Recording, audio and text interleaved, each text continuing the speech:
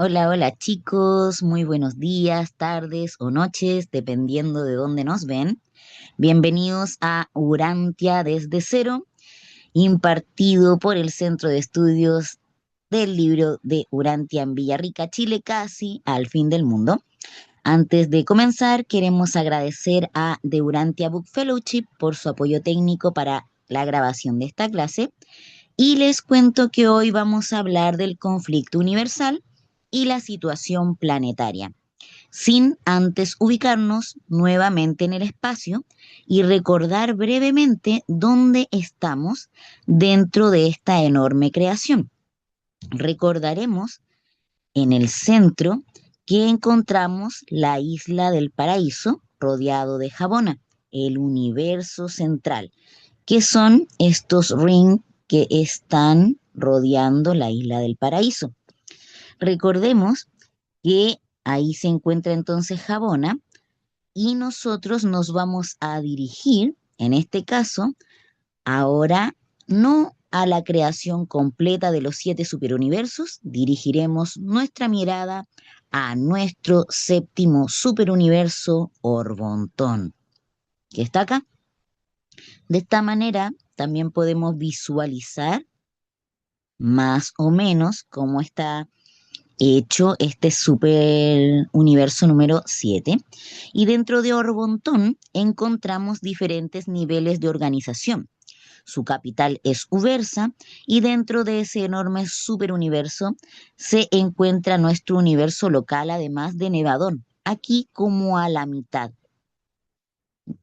acá.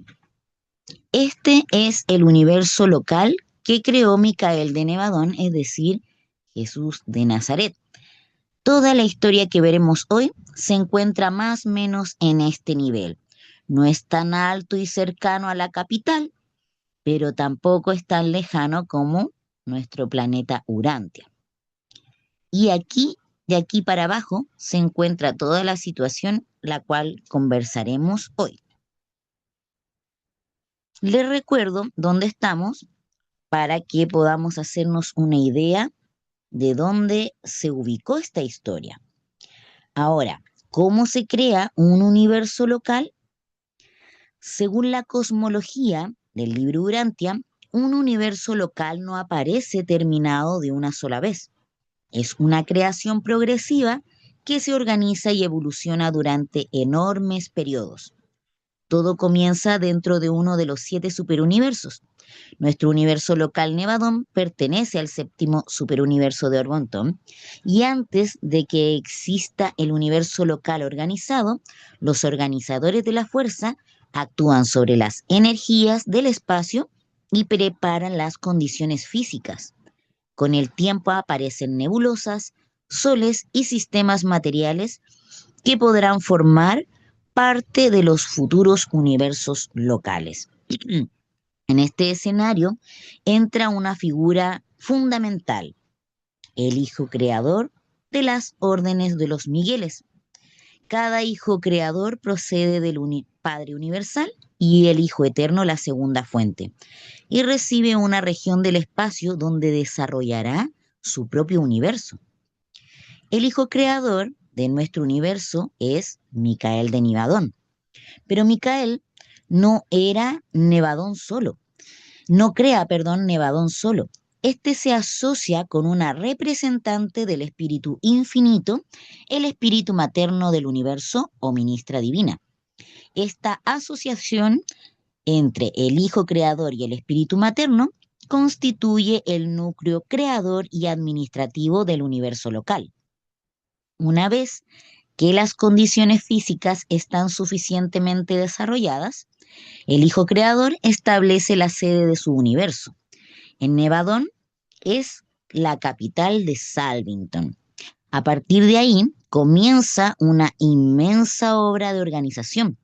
Se crean y administran mundos arquitectónicos y aparecen numerosas órdenes de seres de propios hechos del universo local. Un universo local en realidad está diseñado para contener 100 constelaciones Cada constelación comprende 100 sistemas locales y cada sistema puede contener hasta 1000 mundos habitados. ¿Cuándo se considera plenamente soberano un hijo creador?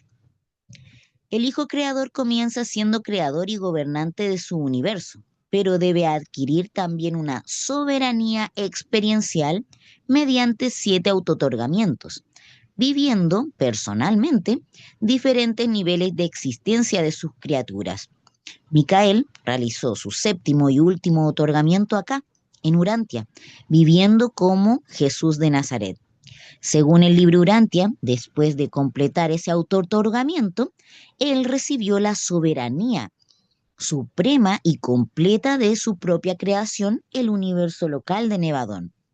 Por eso la historia de Urantia ocupa un lugar singular dentro de la historia del universo local. Y esto conecta directamente con el conflicto universal que veremos hoy.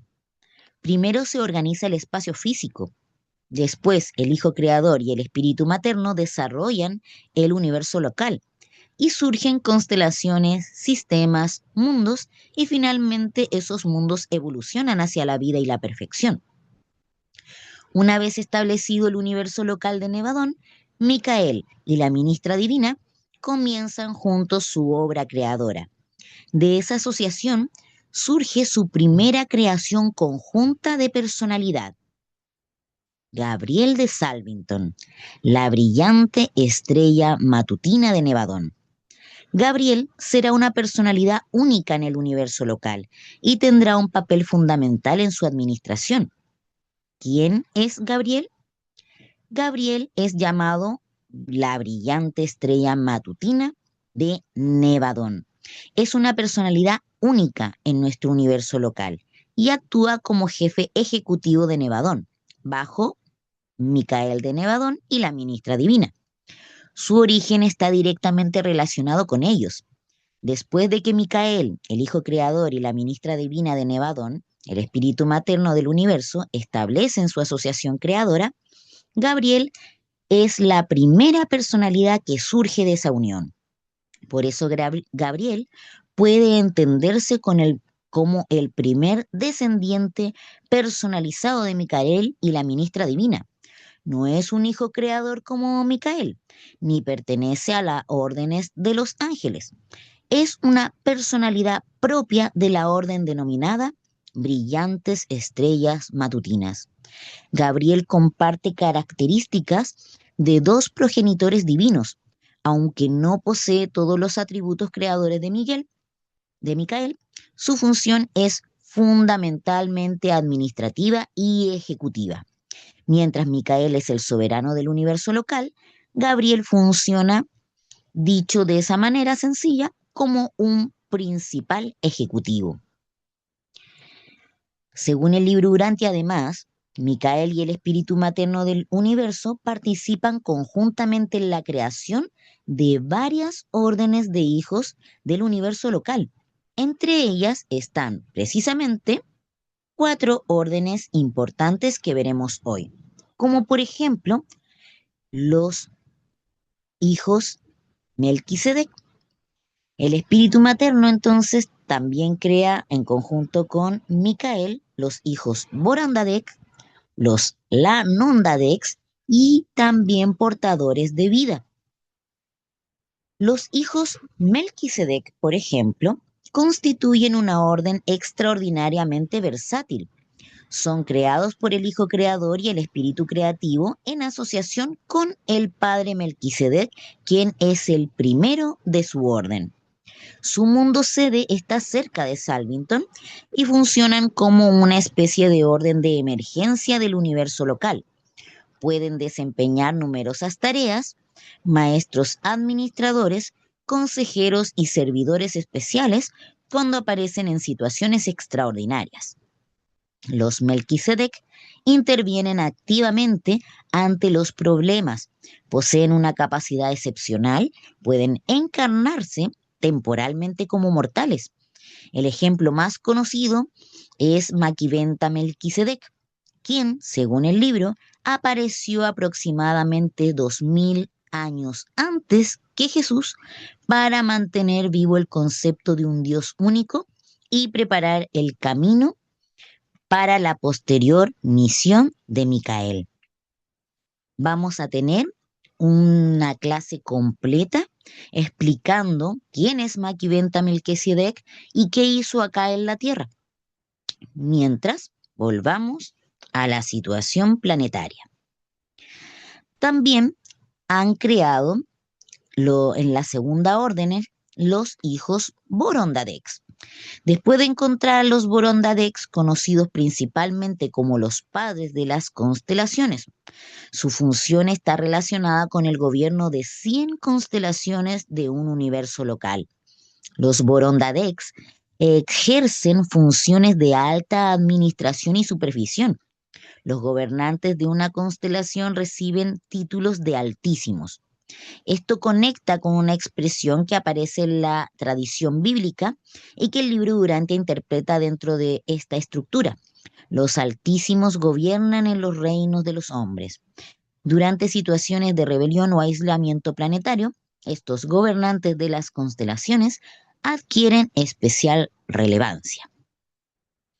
La tercera orden de hijos creados son los hijos Lanondadex. Son descendientes del Hijo Creador y el Espíritu Materno del universo, pero su preparación tiene una particularidad interesante. Después de la creación de los Melquisedec y los Borondadex, aparecen los Lanondadex. Los Melquisedec participan de manera importante en su educación y preparación. Antes de recibir responsabilidades, pasan por una extensa formación en los mundos Melquisedec, donde son instruidos y evaluados. Posteriormente son clasificados de acuerdo con sus capacidades y el libro los divide en 3 grupos. Los Lanondadex primarios, que son preparados principalmente para desempeñarse como soberanos de sistemas y como asistentes de estos gobernantes.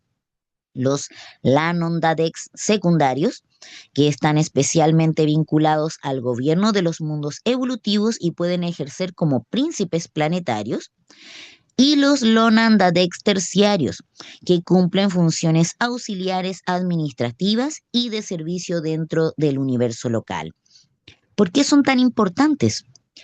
Porque están mucho más próximos a las criaturas evolutivas que otras órdenes superiores. Por tanto, los Lonandadex forman una especie de puente administrativo entre el gobierno superior del universo local y los mundos evolutivos. Los soberanos de sistemas de un sistema local pueden comprender hasta 1000 mundos habitados o destinados para ser habitados. Su sede se encuentra en un mundo arquitectónico especialmente construido. En el caso de nuestro sistema Satiania, esa es la sede de Jerusalén. El soberano del sistema tiene una responsabilidad enorme: coordinar los asuntos generales de los numerosos mundos que forman su sistema y también los príncipes planetarios. Cuando un mundo evolutivo, por ejemplo, alcanza su determinada etapa de desarrollo, pueden recibir a un príncipe planetario, normalmente pertenecientes a los Lanondadex, esta tercera orden. Su misión no consiste en crear la vida, eso corresponde en realidad a los portadores de vida, sino ellos ayudan a orientar el desarrollo de una humanidad que ya existe. Su administración busca favorecer el progreso de la civilización, organización social, conocimiento, cultura, cooperación y desarrollo espiritual. Es decir, los Lonandadex son hijos del universo local preparados para gobernar y administrar sistemas y mundos evolutivos. Constituyen uno de los vínculos entre la administración de Nevadón y las civilizaciones planetarias.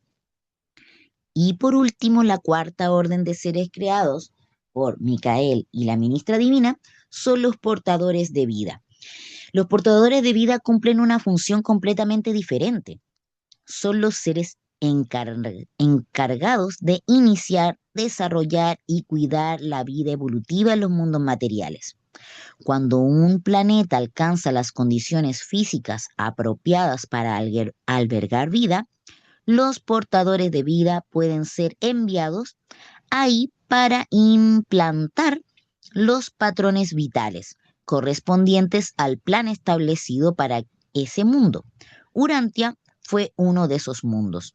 Además, Urantia pertenece a una categoría especialmente interesante. Es un planeta decimal o experimental. En estos mundos, los portadores de vida disponen de mayor libertad para realizar modificaciones experimentales dentro de los patrones de vida autorizados. Por eso, el desarrollo biológico de Urantia tiene ciertas particularidades dentro de la narración del libro.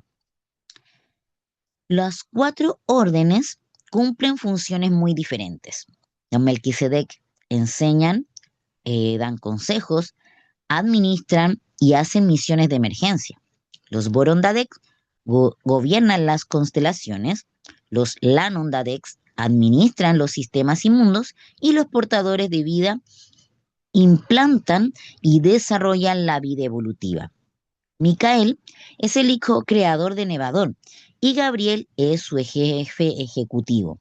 Los Vorondadek entonces recuerden que gobiernan las constelaciones, los Lonandadek pueden gobernar los sistemas y planetas, y en este caso, esta orden de los Lonandadek, de ahí proviene un ser muy especial protagonista de esta clase, que es Lucifer. Lucifer era uno de esos Lonandadeks al que se les había confiado Satania. Lucifer no comenzó siendo un ser maligno ni fue creado para rebelarse. Antes de la rebelión tenía una trayectoria extraordinaria. Lucifer pertenecía a la orden de los hijos Lanondadek, concretamente era un Lanondadek primario. Como vimos, los Lanondadek son hijos del universo local relacionados con la administración de sistemas y mundos evolutivos. Reciben una extensa preparación y son clasificados según sus capacidades. Los Lonandadex primarios pueden ejercer como soberanos de sistema, y ese fue precisamente el cargo que llegó a ocupar Lucifer. En el documento 53 presenta el libro Urantia a Lucifer como una personalidad brillante de Nevadón. Según el texto, era el número 37 de su orden y formaba parte de un cuerpo de más de 700.000 personalidades de su clase. El libro lo describe como un ser de gran capacidad. Había servido en diversas funciones dentro de Nevadón y poseía experiencia administrativa. Finalmente fue designado soberano del sistema de Satania. Satania es el sistema local al que pertenece Urantia y tiene como sede Jerusalén. Esto significa que Lucifer tenía bajo su administración un sistema compuesto por numerosos mundos evolutivos. Era una posición de enorme confianza y responsabilidad. Antes de la rebelión, Lucifer tenía un historial favorable.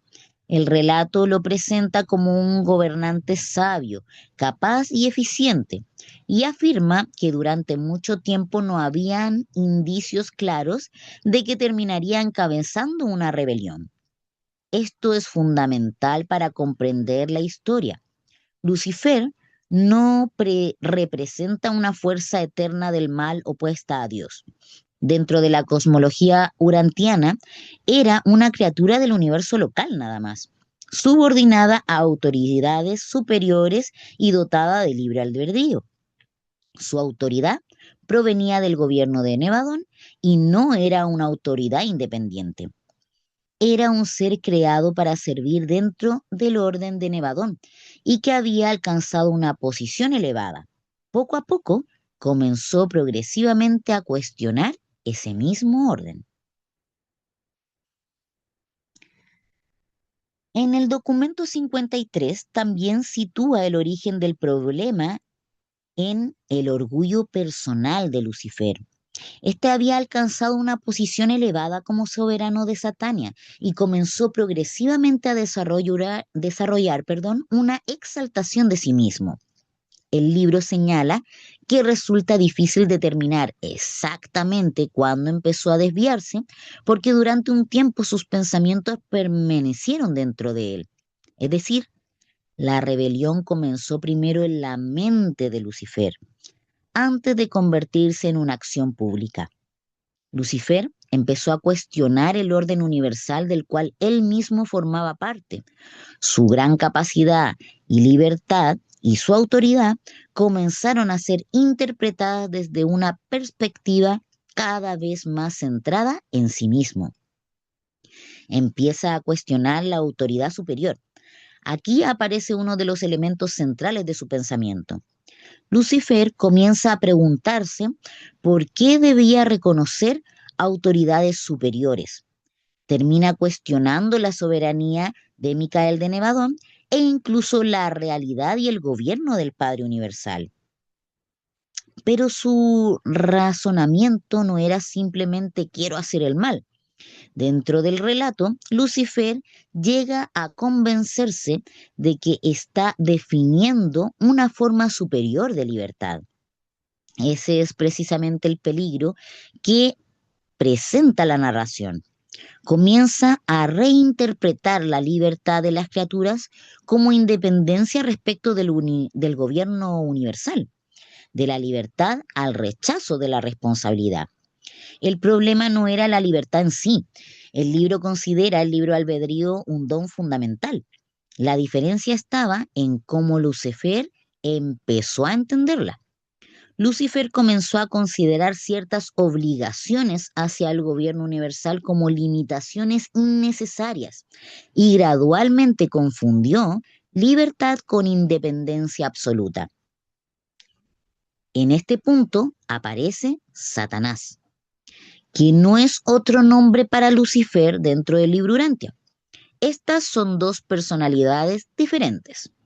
Satanás era un Lonandadek subordinado de Lucifer y llegó a convertirse en su principal colaborador.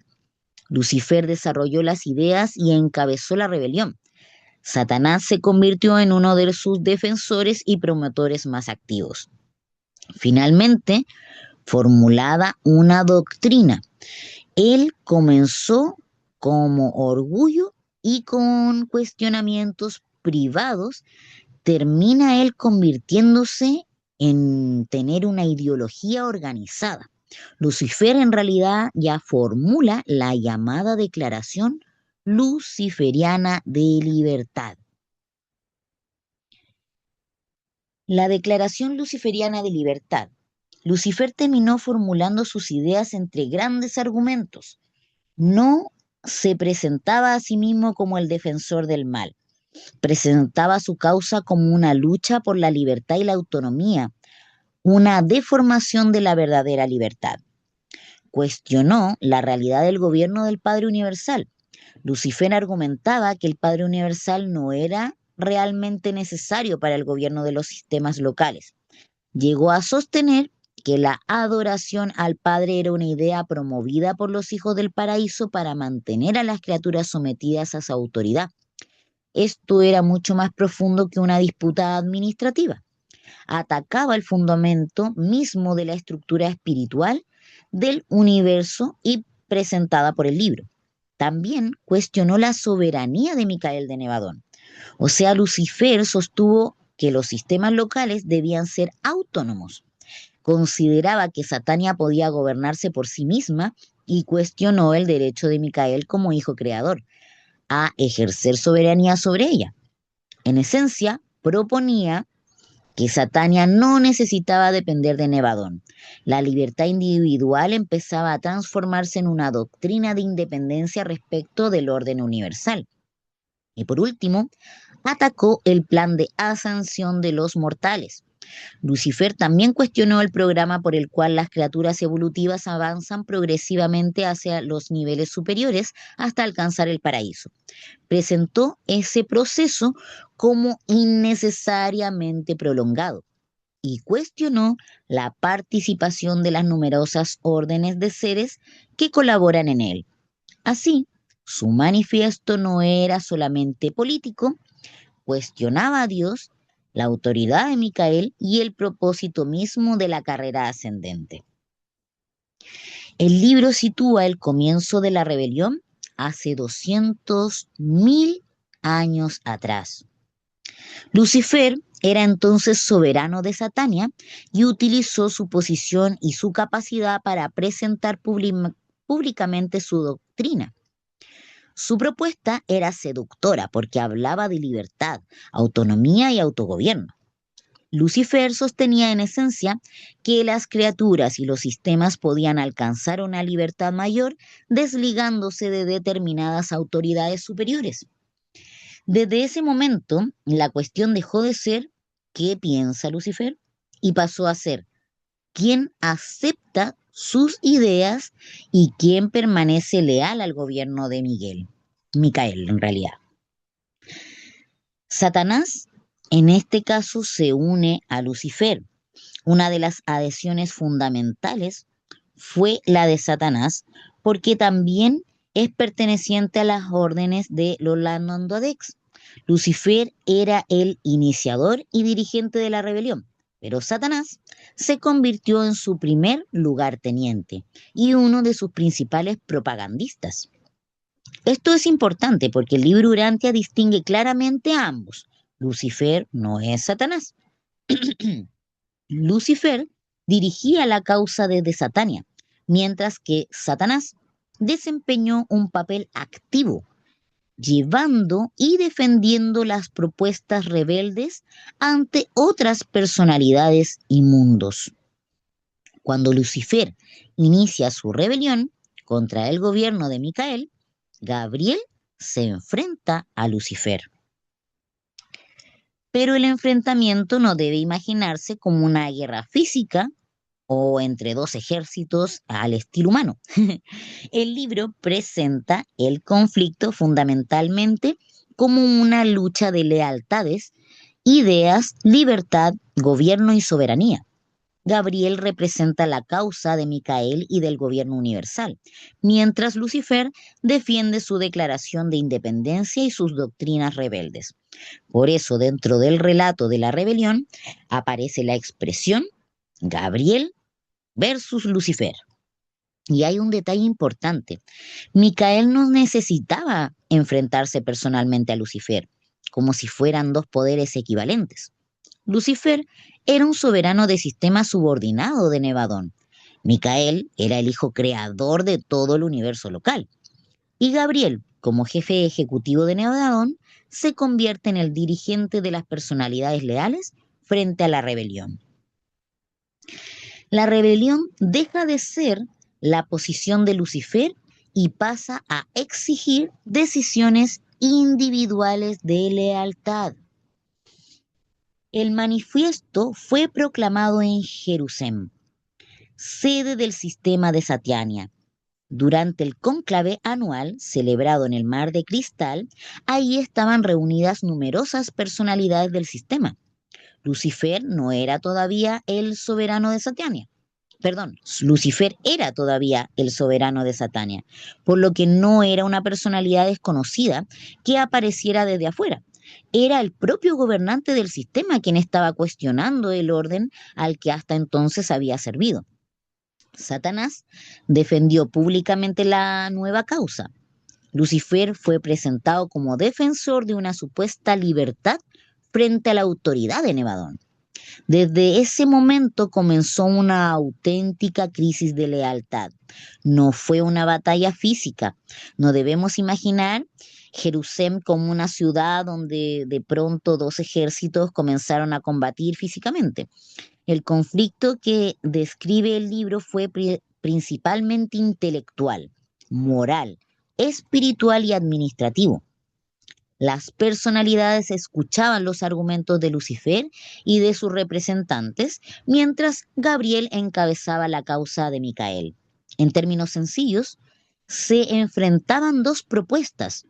Lucifer, independencia del sistema, autonomía, rechazo de determinadas autoridades universales, y Gabriel, libertad de las criaturas dentro del gobierno universal y la lealtad a Micael y al Padre Universal. Por eso, Gabriel versus Lucifer representa mucho más que dos personalidades enfrentadas, sino que representa dos conceptos de la libertad y el gobierno universal.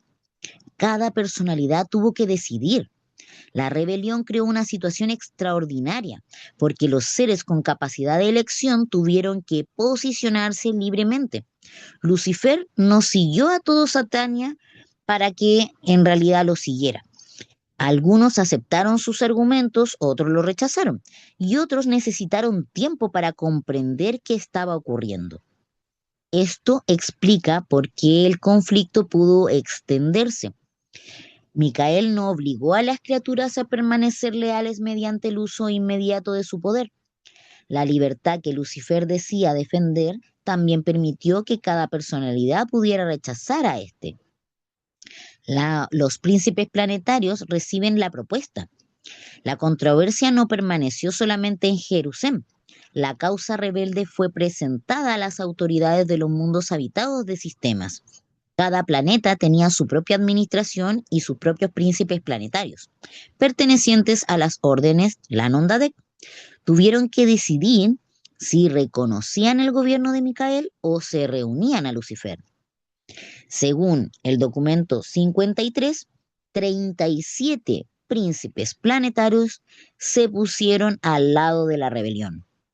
No fueron 37 planetas cuyos habitantes humanos votaron por rebelarse. Fueron sus príncipes planetarios quienes abrazaron la causa de Lucifer, comprometiendo a sus administraciones planetarias en la rebelión. Urantia fue uno de esos mundos. ¿Qué ocurrió con los demás mundos? El sistema de Satania, que tenía 19 mundos habitados en el momento de la rebelión, de ellos, los príncipes planetarios de 37 mundos se unieron a la insurrección. Por lo tanto, la rebelión fue grave, pero no conquistó Satania. Hubo divisiones entre otras órdenes de personalidades. Algunas sí sufrieron pérdidas importantes, mientras muchas personalidades también permanecieron fieles. Jerusalén se convirtió así en el escenario de separación de lealtades. Seres que habían trabajado juntos dentro de la misma administración ahora tomaban posiciones opuestas. ¿Cómo llegó la rebelión entonces a Urantia? Lucifer no era el gobernante de Nevadón, era un soberano de sistema, como repito, concretamente de Satania. Por encima de él estaban las autoridades de constelación del universo local y del superuniverso. La rebelión de Lucifer fue, por tanto, una rebelión dentro de una pequeña subdivisión administrativa de Nevadón, aunque tuvo consecuencias enormes para los mundos involucrados. Cuando Lucifer proclama su rebelión en Jerusalén, la controversia comienza a extenderse por Satania. Aquí aparece nuevamente Satanás. Lucifer era el soberano rebelde del sistema. Satanás actuaba como uno de sus principales colaboradores y defensores. Según el relato, Satanás llegó a Urantia como representante de Lucifer para presentar la causa rebelde a Caligastia. Caligastia era también un hijo Lonandadek, secundario en este caso de Nevadón. Había sido preparado para ejercer funciones de administración en los mundos evolutivos y fue así designado príncipe planetario de Urantia. Esto ocurrió aproximadamente hace 500.000 años atrás, mucho antes de la rebelión de Lucifer. Su llegada a Urantia no tenía inicialmente ninguna relación con la rebelión. Su misión consistía en colaborar con el desarrollo progresivo de la humanidad. El libro lo presenta originalmente como una personalidad experimentada y capaz. Sin embargo, también señala que había demostrado cierta inquietud e inconformidad con el orden establecido durante su trayectoria, y aunque había cumplido él realmente sus responsabilidades. Ahora, también Caligastia tenía como principal colaborador a Daligastia, también un Lonandadek, que actuaba como su asociado y asistente. Cuando se estableció la administración planetaria, se organizó en Dalamatia, sede del príncipe planetario. Caligastia dirigía el gobierno planetario y bajo él trabaja un séquito de 100 miembros corpóreos, cuya misión era colaborar directamente con las poblaciones humanas y acelerar de manera gradual el desarrollo de la civilización. Durante unos 300.000 años aproximadamente, Caligastia ejerció como príncipe planetario antes de producirse la rebelión de Satania. Caligastia debe entonces tomar una decisión. Caligastia debía escoger, podía permanecer fiel a Micael de Nevadón y rechazar la rebelión de su superior administrativo o adherirse a la nueva doctrina de él. Caligastia eligió la rebelión. No fue simplemente engañado sin posibilidad de decidir. Dentro de la narración del libro, Caligastia acepta voluntariamente la causa de Lucifer. Y Daligastia también se posicionó al lado del rebelde. Desde ese momento, el propio príncipe planetario Durantia se convirtió en rebelde contra el gobierno de Nevadón.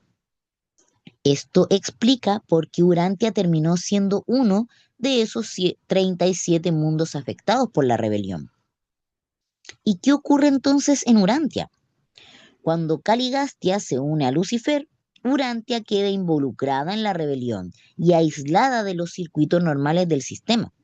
Junto con los demás mundos rebeldes, la administración planetaria entra en crisis y el proyecto de Dalamatia, esa sede que debía construir progresivamente el desarrollo de la civilización, termina desorganizado.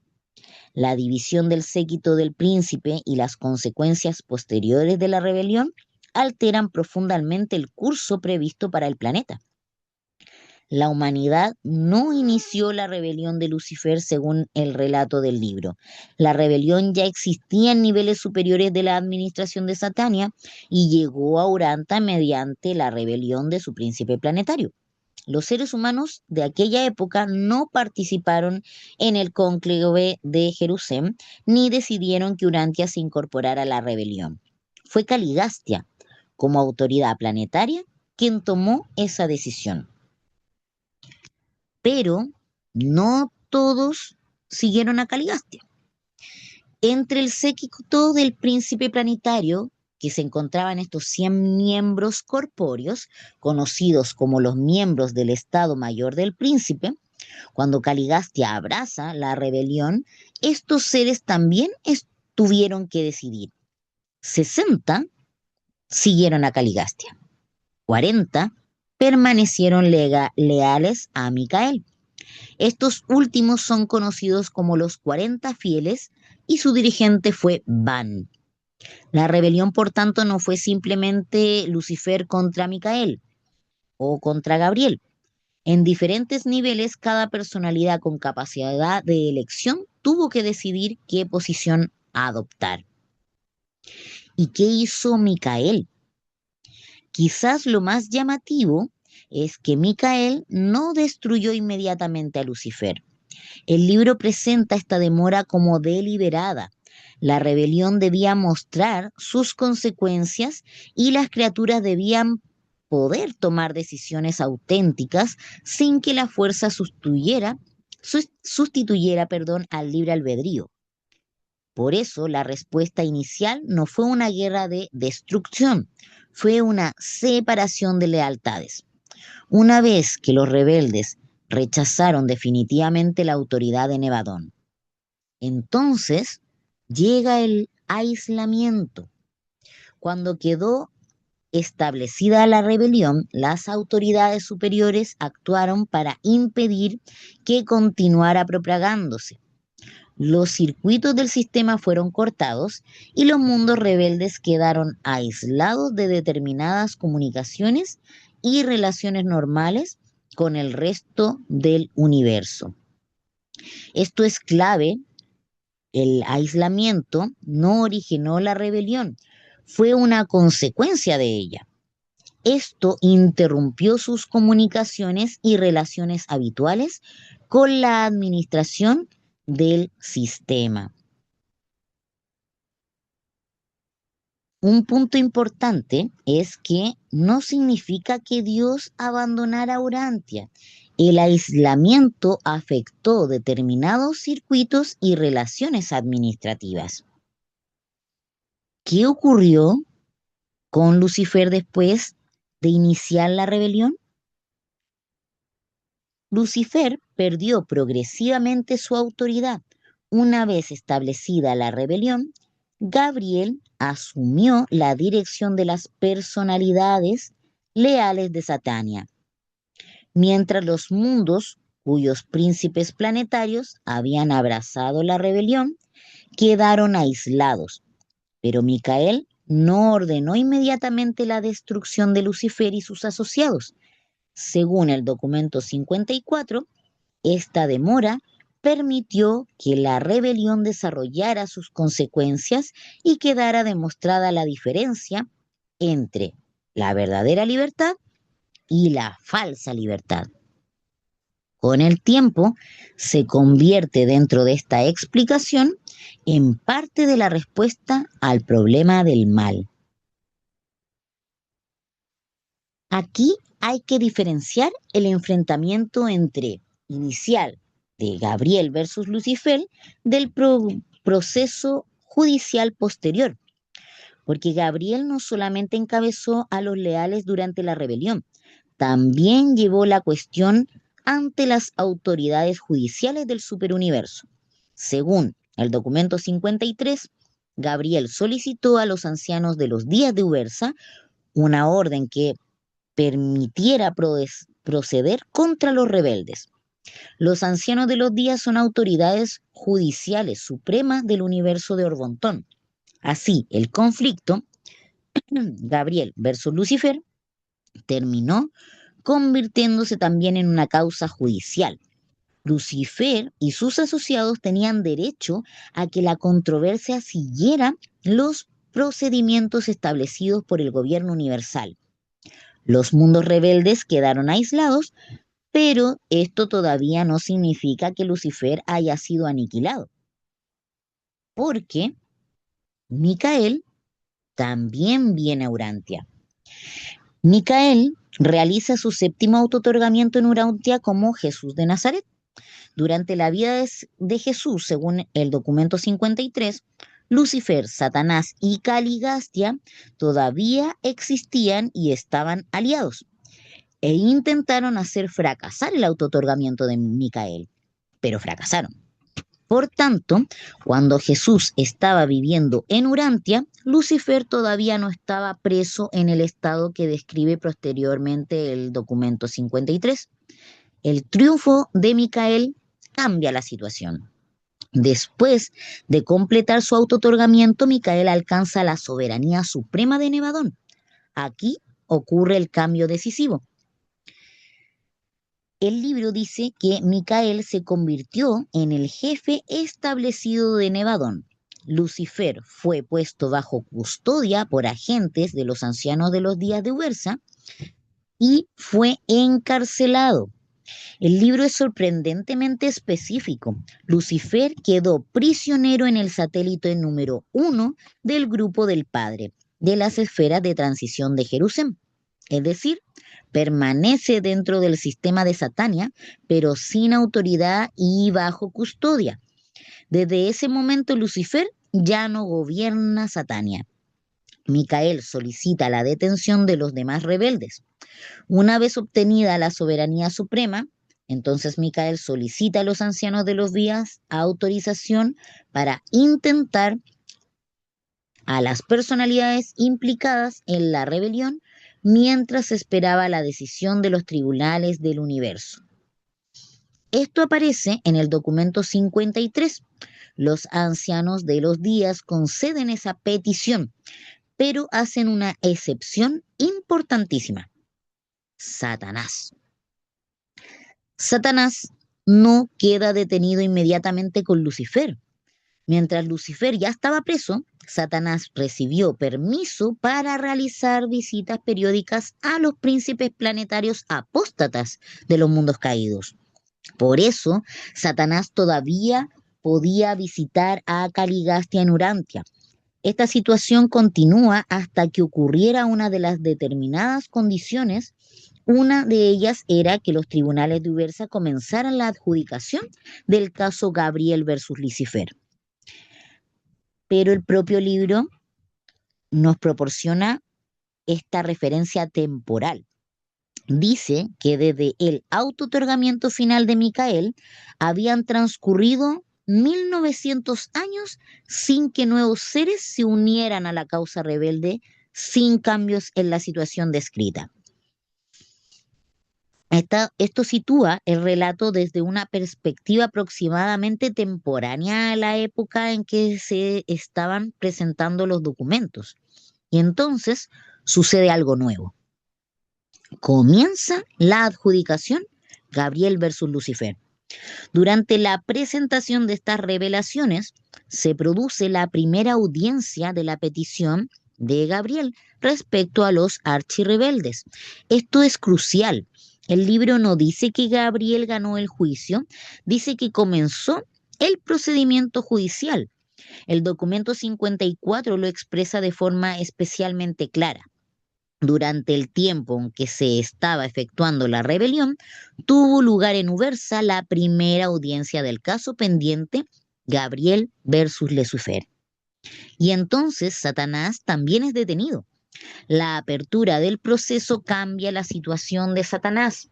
Los ancianos de los días permiten un mandato para que Satanás quede confinado en el mundo prisión junto a Lucifer. Por tanto, la secuencia correcta es: Lucifer fue detenido después del triunfo de Micael y Satanás no fue detenido al mismo tiempo. Satanás continuó visitando los mundos rebeldes aproximadamente durante 1900 años y cuando comenzó la adjudicación del caso Gabriel versus Lucifer, Satanás fue finalmente detenido. En el documento dice que Satanás visitó periódicamente a Caligastia y a otros príncipes caídos hasta el momento de la presentación de las revelaciones, es decir, del libro. Cuando ocurrió la primera audiencia de Gabriel, entonces señala que Satanás estaba ya detenido en los mundos prisión de Jerusalén. Confirma la secuencia. Después de aquella primera audiencia, los ancianos de los días ordenaron que Satanás quedara confinado con Lucifer, terminando así sus visitas a los mundos caídos. ¿Qué ocurre mientras tanto con Caligastia? El libro incluso dice que después de la cruz quedó comparativamente impotente, pero no que hubiese sido aniquilado. Confirma que Satanás estuvo visitándolo hasta el comienzo del procedimiento judicial. Además, Maquiventa Melquisedec había sido proclamado príncipe planetario vicerregente de Urantia. Él tomó el puesto de Lucifer. De modo que Caligastia ya no ocupa, perdón, de Caligastia. Y por eso Caligastia ya no ocupaba legítimamente aquella autoridad. ¿Había terminado la rebelión cuando se redactaron los documentos? La rebelión estaba determinada como movimiento activo en Jerusalén, pero el proceso judicial de los archirrebeldes todavía no había terminado. El documento 53 dice explícitamente que la rebelión había terminado en Jerusalén y que terminaba progresivamente en los mundos caídos conforme llegaban hijos divinos. Pero inmediatamente habla del futuro. Los autores dicen que esperan la comunicación que privaría de existencia personal a los rebeldes y que anticipaban el veredicto de Ubersa. Ese lenguaje es decisivo, porque esperaban y anticipaban es que no estaban describiendo una sentencia ya ejecutada. Lucifer seguía así vivo, pero detenido. Además, los circuitos de Satania no serán restablecidos mientras Lucifer viva. Entonces, Lucifer estaba completamente inactivo, así que el estado descrito por el documento 53 es que Lucifer existe, está preso, no ejerce autoridad, está completamente inactivo y además espera la adjudicación. El propio texto deja el asunto pendiente de la decisión definitiva de Ubersa. La rebelión de Lucifer dejó de funcionar como una insurrección activa en Jerusalén. Lucifer perdió su soberanía y quedó detenido posteriormente, y Satanás también fue confinado cuando comenzó la adjudicación del caso Gabriel versus Lucifer. Sin embargo, en el momento descrito por el libro de Urantia, Los ancianos de los días todavía no habían pronunciado la disposición final sobre los archirrebeldes. El texto esperaba el veredicto definitivo de Ubersa. Y así concluimos finalmente con esta, que es la segunda clase de nuestro curso Urantia desde cero. Hoy recorrimos un amplio panorama desde el conflicto universal y la situación planetaria, comprendiendo cómo una decisión tomada en los niveles administrativos del universo local llegó a influir profundamente en la historia de nuestro planeta. Por supuesto, siempre antes de terminar, les damos muchos agradecimientos a de Urantia Book Fellowship por su valioso apoyo técnico en la grabación y la colaboración para la grabación de estas clases. Y por supuesto también agradecer a cada uno de ustedes por su tiempo, su interés y su deseo sincero de aprender. Sus preguntas y participación enriquecen este espacio de estudio. Nos despedimos entonces desde el Centro de Estudio del Libro Urantia, Villarrica, Chile, casi al fin del mundo, pero con el corazón puesto en compartir estas enseñanzas con nuestra familia humana. Que tengan una excelente semana y nos vemos en la próxima clase de Urantia desde cero.